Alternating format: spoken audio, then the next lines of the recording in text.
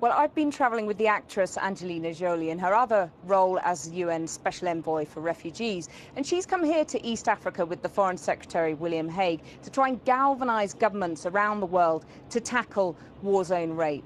And nowhere is this more of a problem than just over the border in the Democratic Republic of Congo, which was called by the UN the rape capital of the world. And 200,000 people have been raped there since 1998. Well, today we travelled to two camps in the east of the country set up to shelter people fleeing the fighting. There, Angelina Jolie and William Hague spoke to women who had survived rape and other forms of sexual violence, meted out by both the M23 rebels who occupied Goma last year and government troops. And we're now over the border in Rwanda, a country which the UN says is making the conflict worse by funding the M23 rebels. Well, Angelina Jolie and William Hague join me now.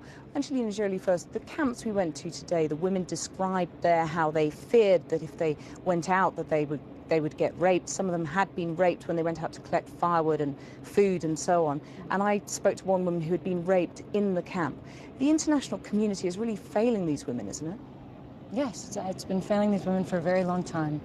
And I'm one of the reasons I've been traveling to these parts of the world for a long time, and we often find temporary solutions. We talk a lot, but it's not often that you find somebody who is working on an initiative that is so much about finding the solutions and finally putting an end to this. And I know it sounds like a big dream, but it's absolutely due time, and I think it is possible to put violence against women and rape as a crime of war as absolutely the center of what we must tackle, and these women need our help. You're here with the UK government, clearly. The US government, Hillary Clinton, put this as part of the centre of her government in 2009, and yet nothing really happened. I mean, what makes you so confident that something can be done?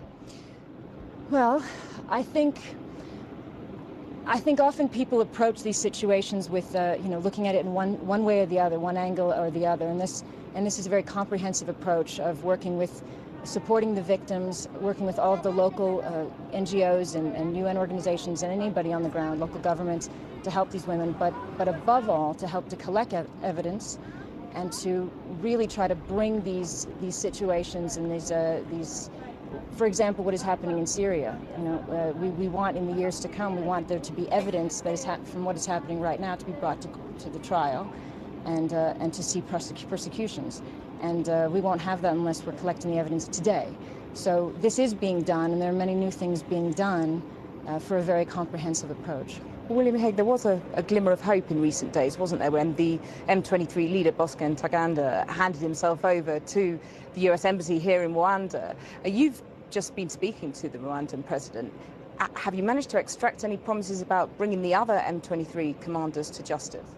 Well, certainly the president of Rwanda and the Rwandan government are very supportive of our whole initiative on preventing sexual violence in conflict. They have cooperated with the transfer just this week, as you say, of General Bosco Ntaganda to the International Criminal Court in The Hague. So those are positive steps. And now we need many more countries to take positive steps. We can do something about this, as you've just been discussing. It now is an opportunity to move world opinion and action about this, and we can do that not only in the eastern DRC, as we've just seen, but also in many other parts of the world. This is the monstrosity of this century, that systematic rape takes place as a weapon of war, as someone we may meet tomorrow has described it, and we have to do something about it. But when you look at the women we met today, they're really struggling to survive, they're struggling to get food. You know, how, in terms of standing up in a court of law and saying, yes, I will testify against this man who attacked me, that's surely got to be a long way down the line, hasn't it? Well, I think we think of the reasons why they had to flee the area, and they fled so quickly. When you think of the amount of rebels on the ground and the amount of people that moved, they moved fast and they moved quick because they have a history of so much violence and so much abuse and so much rape. So these women didn't kind of sit around to be abused again, and what rape does isn't just what it does to the woman, but what it does to the family, what it does to the community. It breaks down the entire structure of the society. So I think we can't look at it as a separate issue. And we see that when you talk to these women, you know, they cannot move forward in their lives. Of course food, of course shelter, of course all of these things, and not one is more important than the other. But this is something that is not spoken about enough, and this is something we can make a big difference. And in your dual role as a mother and a UN envoy, when you see those children running around in the mud barefoot today and babies born as a result of rape, what hope do you have for their future? You have to have hope, and you have to be there to love them and think about ways to make their lives better, and focus on education and focus on ways to support their mothers to survive the stigma of rape and to help them to not carry the stigma of being children of rape. So I think we can't think about the problems, but only what we can do to help solve this. Angelina Jolie, William Hague, thank you both very much for joining me.